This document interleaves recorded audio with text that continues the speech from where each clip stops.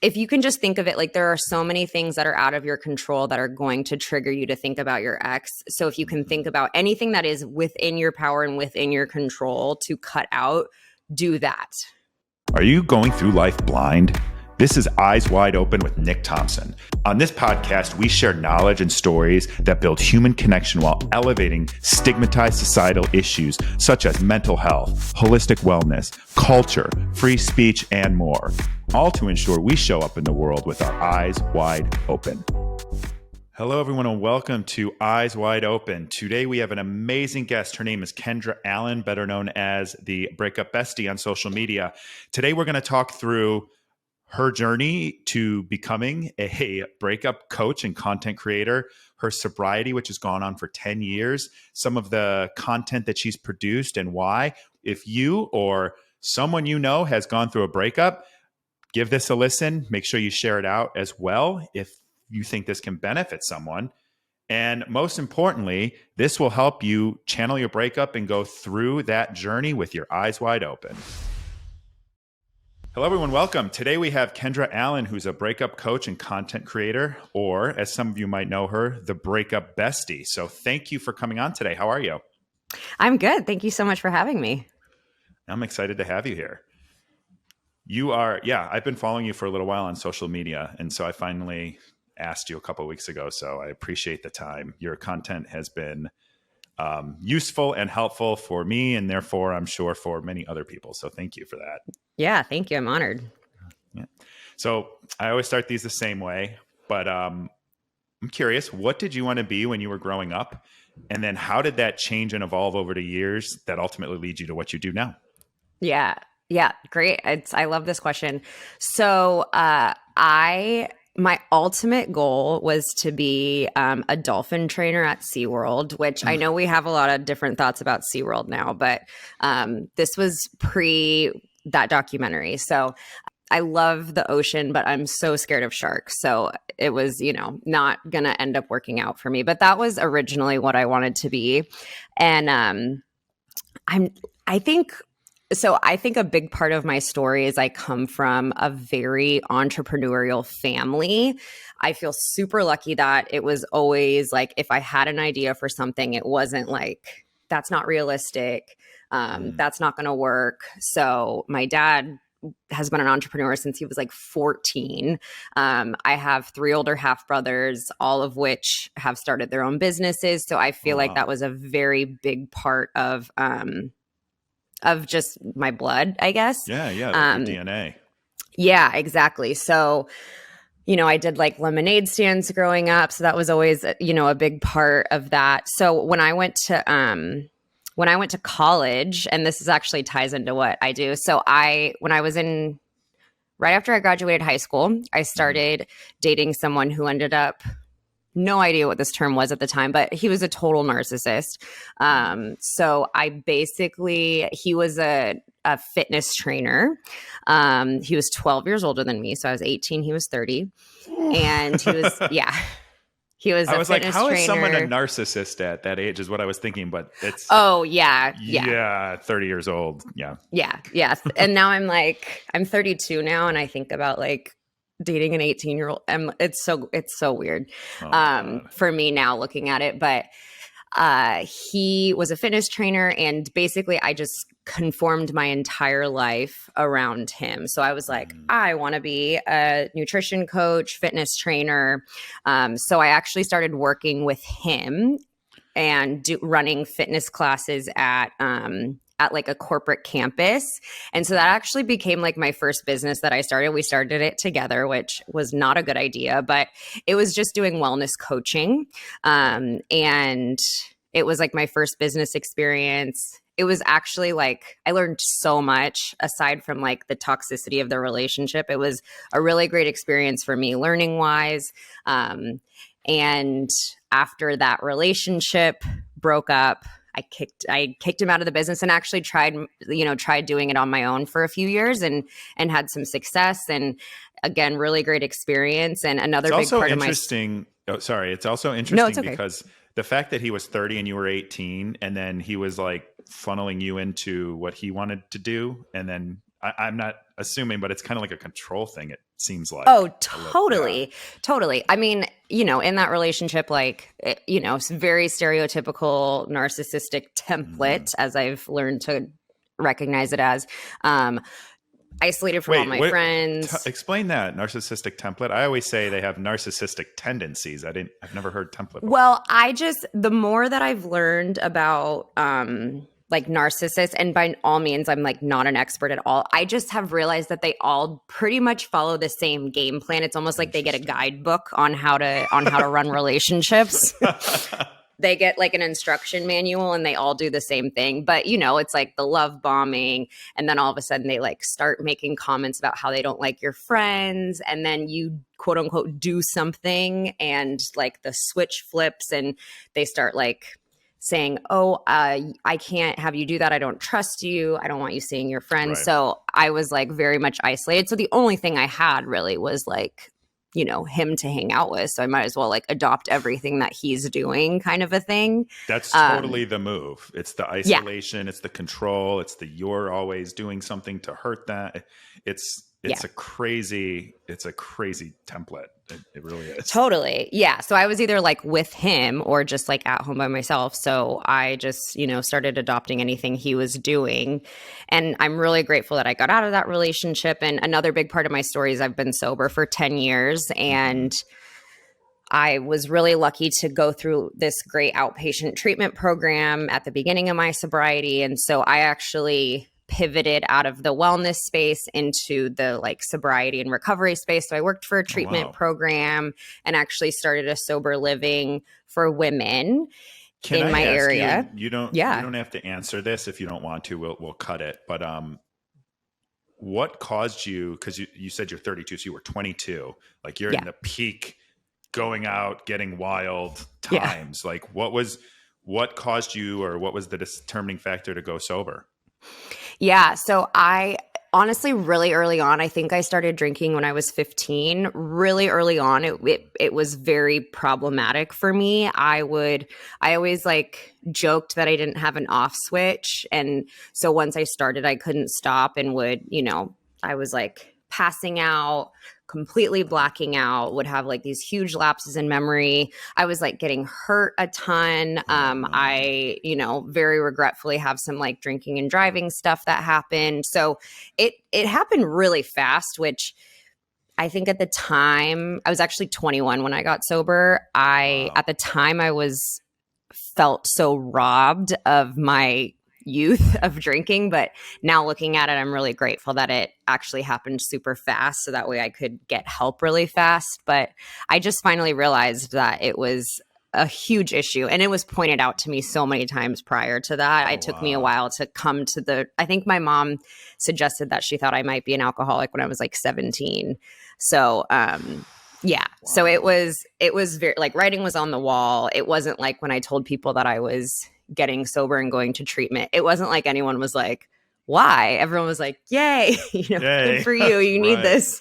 So and doing that so young too, it's so brave. I mean, it's brave because like you're in the peak of, that's when, you can go out, you can have all these new experiences. Yeah, it was definitely very scary, but I'm really lucky that where I'm from Orange County, California, and still live there. It's like a very recovery centered area. So actually a lot of people like come from other states to come to treatment in this area. So I really quickly got plugged in with people my age that were also getting sober. So I had this like instant support system. So we would, go out together. They're still, 10 years later, some of my best friends, and, we went to Coachella sober and I've done Vegas sober. So I think the support system was so important. And honestly, the stuff that I picked up through sobriety is a huge foundation for everything that I teach when it comes to breakups. I've just realized there's so many similarities through that. So I think that's like a really big, important part of my story. And so I shifted from working at a treatment center So I've always been in this kind of coach space. Like I've always really liked that. Aside from being a dolphin, well, I guess a dolphin trainer, I would be coaching dolphins. You're coaching dolphins, yeah. Yeah. By the way, dolphins and polar bears are my two favorite animals. So you had me at that. Okay, good. So I feel like I've always been really like I really love teaching people stuff, and so. I helped people with their wellness and nutrition and things. And then it shifted more to the sobriety kind of space. And what were some of those pillars that you picked up going through did you say it was outpatient or inpatient? I couldn't remember what you said. It was an outpatient treatment program because I was finishing college. Honestly, most of the things that I picked up, the treatment center was really great because I needed that like really kind of intensity in the beginning, but most of the stuff I picked up ended up being from AA or 12-step programs. I know a lot of people go to 12-step programs for different things other than alcohol, but there were so many important lessons that I picked up from there. I think the biggest one, and I actually did a podcast episode on like the similarities between getting sober and going through a breakup. I didn't hear that one. I'll have to listen to that one. Yeah. Now that I've talked to it's always been something that I've really felt intuitively that when you're going through a breakup, it's very similar to detoxing off of a substance where it's like the obsessive thinking, the compulsive actions, you act in ways that don't feel like they're in character for you. There's like physical pain, there's insomnia, there's just so many things that we do. And now that I've talked to experts in this area, it's totally confirmed that what happens in your brain when you're going through a breakup is so similar to what happens in your brain when you're detoxing off of a substance. And that's why there are, 12-step programs for relationships. There's Codependence Anonymous, there's Sex and Love Addicts Anonymous.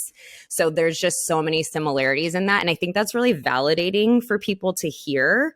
I know it was very validating for me to realize okay, I'm not just making a huge deal out of something that doesn't seem that big of a deal. There's actually a lot going on physiologically, mentally, emotionally. So I think I really picked that up. I'm a huge advocate of the no contact rule. And I think that's the biggest connection that I see between getting sober and going through a breakup.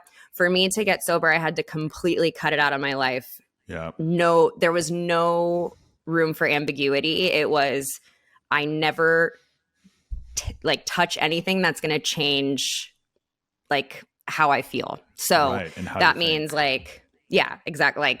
Weed, alcohol, anything else, if it's going to alter my state of mind, I cannot touch it. And that was a big thing for me when going through the breakup of I'm not going to reach out. It doesn't matter if it's innocuous and I'm going to send him a meme or whatever that looks like. I'm not going to contact this person and I'm going to leave no room for ambiguity. So I think that's the biggest connection that I've really seen. And I think that's the thing people identify most with is I have to cut this out completely because if I'm detoxing off of something, I don't want to detox it every Friday. So I don't want to put myself through that every weekend by drinking every weekend or reaching out to my ex every weekend and then having to deal with the fallout and the hangover and all of those things. I want to do it once. It's going to be really hard in the beginning, but then it's going to get so much easier and my results and my progress are going to be so much more expedited.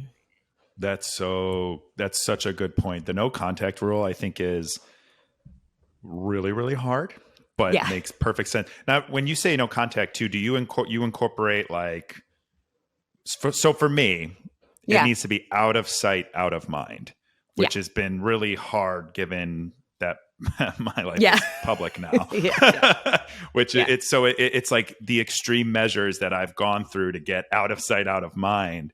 Has been totally different this scenario than previously. But how do you think about that? Do you think delete all the pictures? Obviously, you're not creeping on their social, even though that temptation's always there. Yeah. I think really for me, the hard line is communicating, talking to them. I think social media, I compare it to if I was going to quit drinking and I would keep a bottle of wine on my desk every day or in my kitchen.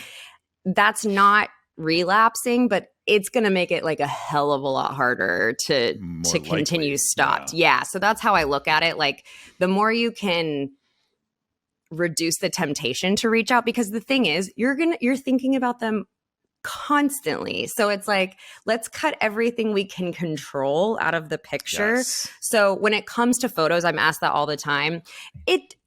I'd say for sure get them off your phone. That's like my biggest thing. Get them off your phone. Make them not easily accessible. You can put them in a Dropbox or whatever you want up in the cloud, but don't have it be, if you get like a strong temptation to look at photos, which you probably will, make sure you have to hop through a couple hoops before you can access them, if that makes sense. You don't need, we don't need to like burn everything, but get them out of sight.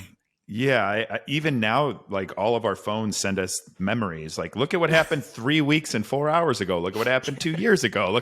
And so you're constantly getting them if you keep them on your phone and in your albums and they're in social media too. Well, Facebook, like, I don't think anyone uses it anymore. I haven't been on it in months. Yeah. But maybe years.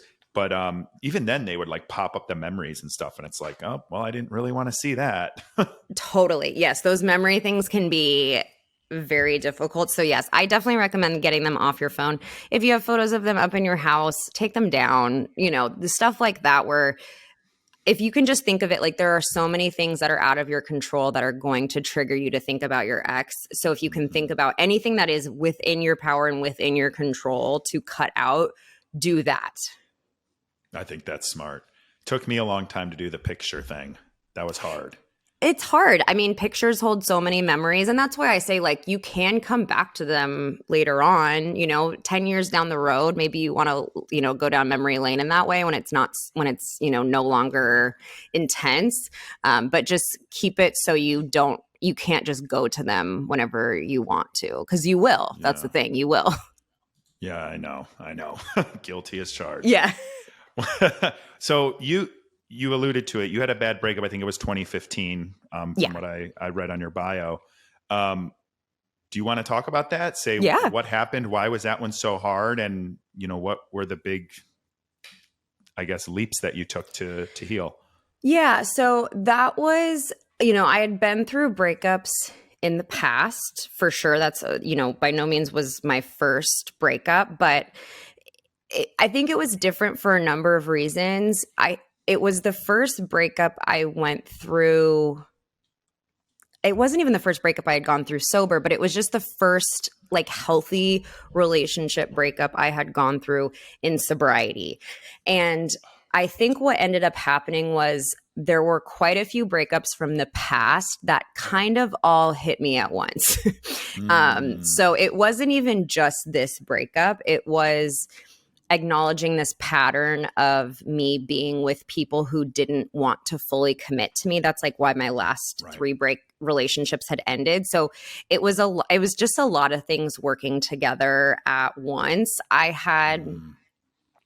think one thing I've learned in sobriety is in the beginning, you try to find substitutes for things. So before getting sober, I would use alcohol or whatever that looks like to kind of numb things. Then I went to, okay, I'm just going to use dating as a way to numb these feelings. So I think by that point in my sobriety, I had gotten to this place where I realized I couldn't use anything to take the feeling away. I kind of was just stuck with myself, which was scary, but ultimately ended up being really empowering for me because I was at such a place of pain and surrender and just really realizing like, I just want to do things differently this time, that I just became very willing to try really anything. So I really approached that breakup like I approached my sobriety, where I really latched onto community. There were a couple women that I knew just from my social circle that had gone through divorces that I didn't even know very well, but I called them and I said, can I please go to coffee with you? I don't know how to do this. And I really need help. Well, there's no guidebook for that. Yeah. No, there's nothing for that. Well, there is now from you, I believe, but yes, but there weren't any guidebooks and you just don't know. And so would you say your pattern was just going after people that didn't want to commit, or were there other patterns that you noticed too? I think that was the biggest one. I think, through a lot of therapy and things like that, I realized that I still had a lot of trauma I was carrying from my like narcissistic relationship. And so I think I went to the exact opposite and went after people who didn't really want to commit to me. And I also had really low self-esteem that I didn't even realize. And so I didn't think I was commitment material. So I would, go after people who affirmed that kind of thing. I felt like I had to work really hard in relationships. And that's not even just romantic relationships. That was friendships. Right. I thought I had to work really hard and show effort to prove myself. So I think that's another reason why I went after people like that. And I think the thing, he broke up with me and he basically said, I know you eventually want to get married and have kids, and I don't think it's fair to you that I'm going to stay with you because I don't know if that's in my future, which is a really like respectable thing to say to someone. And I'm really glad. And that's what I tell people sometimes. Someone has to do something for you that you were not going to do for yourself, right. And there's like an extra layer of kind of shame and like embarrassment of once you get out of that, it's why didn't I end that? Same kind of thing when people get out of toxic relationships. How did I not see that? Why did I have to get broken up with? But it takes what it takes. And at the end of the day, it doesn't really matter who breaks up with who. Like all that matters is you're healing the pain that comes along with it. That's exactly right. And I think too, a lot of what happens in these relationships that you get stuck in, for lack of a better word, or at least in my experiences, and I've never, to my knowledge, dated a narcissist, but I have seen that happen in my circle. And I think you just get what they do and what happens in toxic relationships. You get put on your heels all the time. So you're constantly trying to prove yourself. And when you're constantly trying to prove yourself, you're not paying attention to your own worth. And when you're not paying attention to your own worth, that's when they have you. And that's when you're like under the control, and they can just constantly spin things around and put it back on you so that you're on your heels trying to prove yourself again.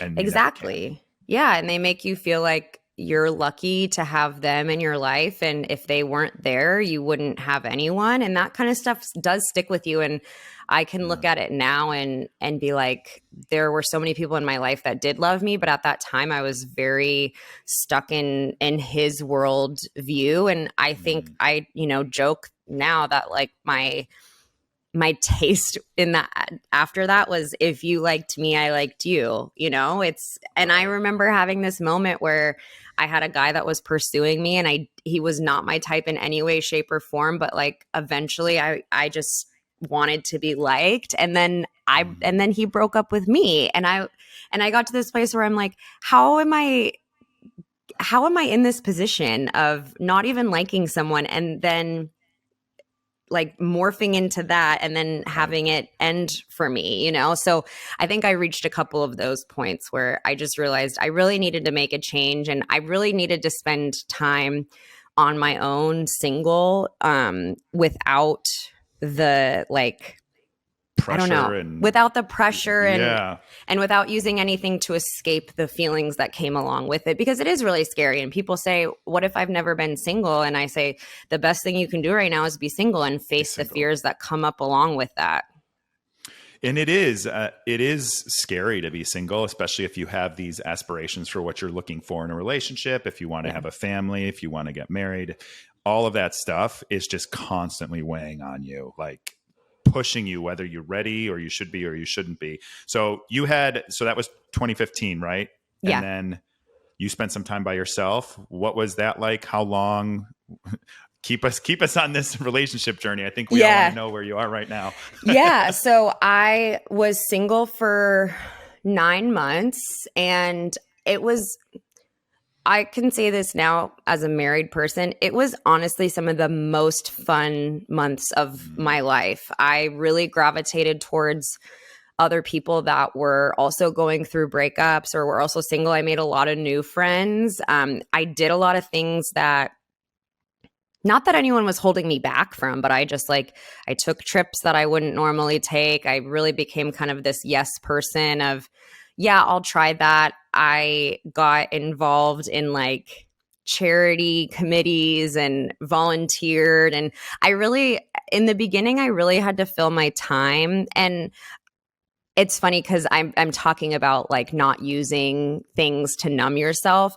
I do always say distractions get a bad rap. I needed distractions in the beginning, and the fact that it was hanging out with friends and taking trips and volunteering, like I'll take that. I think that's completely fine to use distractions. And I was in therapy. I just really dove into anytime someone would say, "Oh, this is a really good book I read," I was like, "Okay, I'll go read it." If anyone said you should try this journaling activity or something, I would try it. I was really at this place of like, I don't know what I'm doing, so I'm going to try to figure it out using suggestions from other people. And over that time, I really transformed, and that's how I ended up kind of becoming the breakup bestie. I was so open about the breakup and how I was feeling, and so people saw that I changed over time, and they saw me handle the breakup in a way that honestly I was very proud of, and I think other people could see that. So I became the person of like, "Oh, you're going through a breakup, you should talk to Kendra. Can I, I kind of became the like go-to person that for people that were going through breakups. And I did start dating someone after 9 months, and I made it very clear that like I was only dating for commitment. So I was direct. I know. And it's so and I remember it being so scary.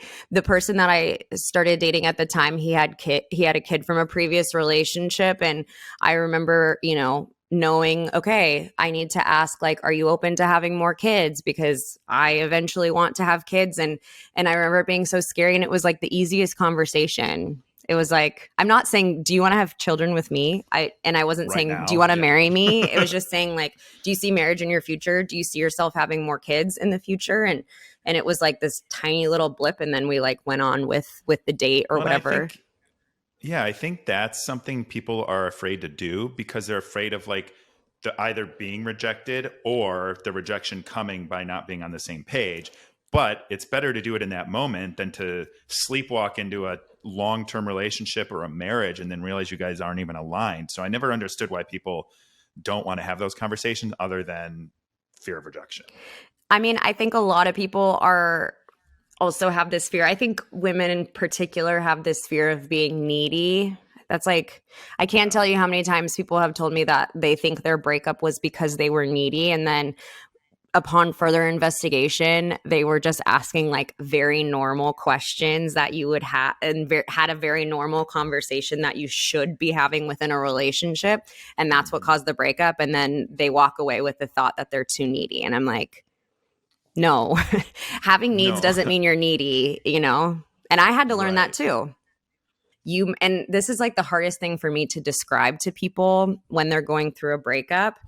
They'll say, "Oh, if only I should have done this." But the thing is, you should just be yourself. And if that doesn't work out with the person, that just means they're not your person. And I think it's so easy to really, really personalize a breakup and to take on, if only I had done this, if only I had changed this, then it would have worked. But the problem is, I just think if it wasn't that one conversation, it would be another conversation months from now. If it wasn't this incident, it would happen with another incident. So I just really don't think, unless you're, being unfaithful or cheating, I just don't think you can really mess up a relationship you're supposed to be in. You know what I mean? Unless you're doing something like really malicious. I think, I just think you can't mess up a relationship you're supposed to be in. And I don't think people know how to have that kind of self-reflection and communication, at least without the help of maybe a couples counselor or therapist or something like that. But, the other thing I wanted to say there was when you are in it like that and you're in the breakup, it's so hard to see this stuff. But the reality is that if you go in and you have challenges and you want to communicate them, you can preface that with, "This does not mean I don't want to be with you." Yeah. And I completely agree. I think people really try to dissect the relationship at the wrong time. I think people try to do it right after the breakup happens, and it's really impossible because I think you just do not have the right perspective. You're so in it, you're so tunnel vision. You don't have, you're heartbroken. Something my dad always taught me is that like when you are really down emotionally, your thinking is completely unreliable. Your thinking is completely unreliable. Either you are just completely beating yourself up, which that's what I see most of the time, is you're not able to see, you can't see that you were doing your best, even though all of your friends can tell you. So I tell people in the beginning, it's really just about doing whatever you can to nurture yourself. But then what happens is people do nurture themselves and they start feeling better. And then they don't pause and take the time to then reflect once they have a little bit of distance. And I think that's really important. Why? Let's dig into that. Why is this? And I can look at it. I can look at my ex objectively. I always say, like, people will ask, how do I know I'm over my ex? A big indicator to me is you can see your ex very objectively, meaning you can see what they did really well. You can see their good qualities. And then you can also see where they fell short and that they weren't a good match for you. Because if you're that's where you can say, like, here's something that I know I need. Exactly. Like, yes. We don't want to like throw the baby out with the bathwater kind of a thing. And like people will go to the exact opposite of their ex, or they'll date the exact same person over and over again because they're not taking this time to pause and say, okay, what did I like about my ex? I know you liked things, otherwise you wouldn't have been with them. But I also know they had faults, and they obviously had things within the two of you, your relationship, that did not work. So it's important to take both of those things into account before you start dating again. You can't do this while you're dating. And I remember people would always say, like, do you have an ideals list? Do you have a non-negotiable list? And it's like, yeah, kind of, it's in my head. But then I was constantly, doing things that were against that. So it wasn't until I took the time single to write that kind of stuff down and learned from the past that I was able to then do it with some amount of resolve when I was starting to date again. Thank you for joining us on this week's episode of Eyes Wide Open. If you enjoy the show, the best way to support us is by sharing or dropping a review. For more information and content, check out engagewithnick.com or find me on Instagram at nthompson513. Don't go through life blind. Do the work so you can show up in the world with your eyes wide open.